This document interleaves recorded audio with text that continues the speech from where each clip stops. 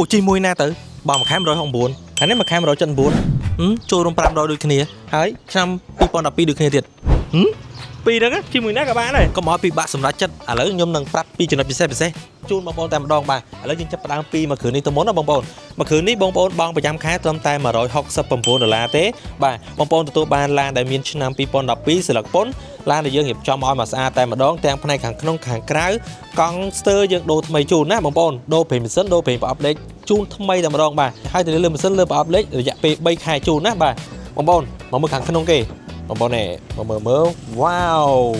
ស្អាតខ្លាំងមែនតើបងប្អូនណាកម្រាលជើងញញឹមហើយបាទខាងក្នុងអី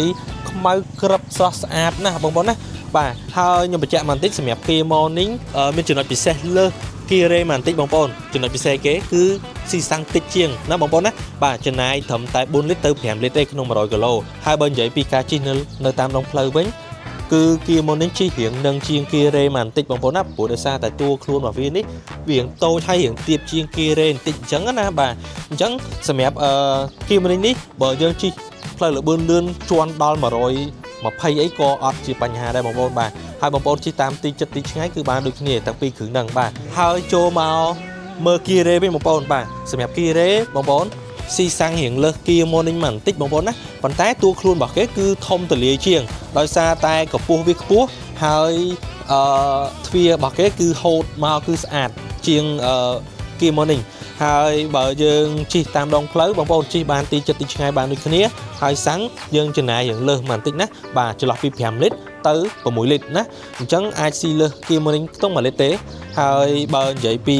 តម្លៃប្រហាក់ប្រហែលគ្នាបងប្អូនណាបាទបង់ខុសគ្នាតែ$10ទេក្នុងមួយខែយើងចូលរួម500ដូចគ្នាណាបងប្អូនហើយទាំងផ្នែកខាងមុខខាងក្រោយចំហៀងអីគឺស្អាតបាទ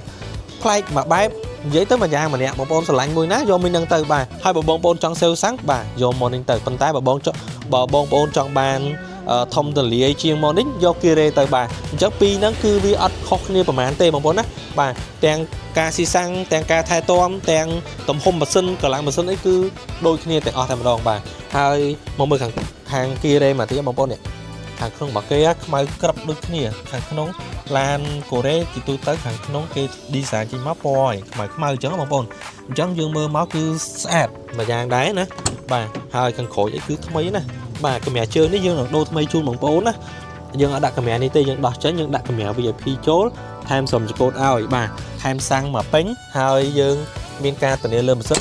លើប្រអប់លេខរយៈពេល3ខែដូចគ្នាទាំង Morning ទាំង Kia Ray ណាបងប្អូនហើយបងប្អូនយកទៅបាទមិនចាំបាច់បារម្ភទេព្រោះដោយសារតែរថយន្ត